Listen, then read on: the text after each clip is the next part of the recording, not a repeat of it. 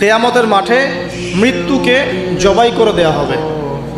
এটাও হাদিসে এসেছে। কিয়ামতের মাঠে যখন সমস্ত মানুষকে আল্লাহ পাক উঠাবেন, হিসাব নিকেশ নেওয়া হবে এবং চুল ছেঁড়া বিশ্লেষণ করা হবে, যার ব্যাপারে নবী সাল্লাল্লাহু আলাইহি ওয়াসাল্লাম বলছেন, একটা শিংওয়ালা ছাগল যদি একটা শিং ছাড়া ছাগলকে গুঁতো দিয়ে থাকে অন্যায়ভাবে, কিয়ামতের মাঠে আল্লাহ পাক ওই শিংহীন ছাগলকে শিং দিয়ে বলবেন, তুমি গুঁতা মেরে এখন প্রতিশোধ নাও। আর বিচারটা এতটাই সূক্ষ্ম হবে।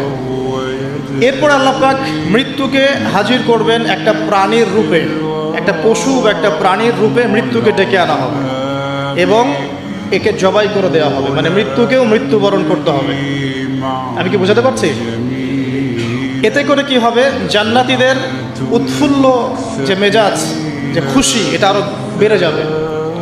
কারণ তারা বুঝতে পারবে যে এরপরে আর কোনো মৃত্যু নাই, আমরা অনন্তকাল জান্নাতে থাকবো ইনশাআল্লাহ। আর যারা জাহান্নামী, তাদের আক্ষেপ, দুঃখ, কষ্ট, যন্ত্রণা আরো বেড়ে যাবে। কারণ তারা বুঝতে পারবে, কাশ যদি মৃত্যু হতো, জাহান্নামে আযাব ভোগ করে মরে যেতাম, মাটি হয়ে যেতাম।